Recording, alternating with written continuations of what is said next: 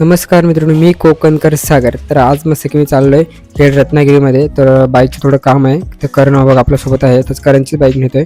खूप पाऊस तर थोडासा नॉर्मल होता. नंतर आम्ही आलो इंदापूर गेटची, त्याचा लायसन वगैरे घ्यायचं होतं.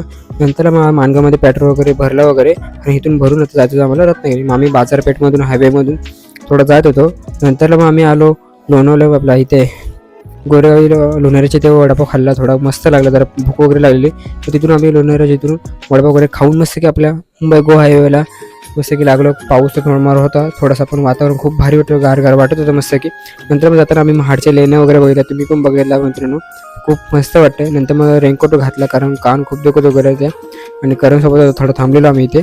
नंतर मग रेनकोट वगैरे घालून मस्त की परत बाईक राईड वगैरे केली. नंतर मग आला खेडचा टनेल. तर हा पहिल्यांदाच मी आता मस्त बघतोय. तो पहिल्या घाटात गेलो, खूप भारी वाटत एकदम, आवाज लय घुमत होता. नंतरला मग आम्ही फायनल आलो यामाच्या शोरूमला, कारण करणच्या गाडीचं थोडं काम निघालेलं मेन पक्षाचं, आणि थोडं नंतर मग दादा खोलायला वगैरे लागला गॅरेजमध्ये.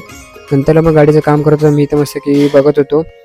करण पण बघत होता गाडीचं काम करून. मी इथं बसून काय करत होतो काय माहिती बाबा इथं थोडा टाईम. नंतरला मग गाडी रेडी झाली, थोडी धुत होतो वगैरे मस्त की धुवून वगैरे. नंतरला मित्रांनो थोडासा मग पाऊस तर लागत होता, पाऊस रत्नागिरीमध्ये खेडमध्ये.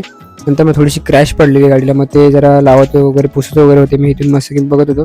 फायनली आमची गाडी रेडी झालेली. तर आम्ही 5 वाजता रेडी झाली गाडी. आता इथून निघतो आम्ही माणगावकडे. तर आता मस्त की पूर्ण बघा एकदम मस्त की एकदम वॉशिंग सेंटर मस्त की गेलेली.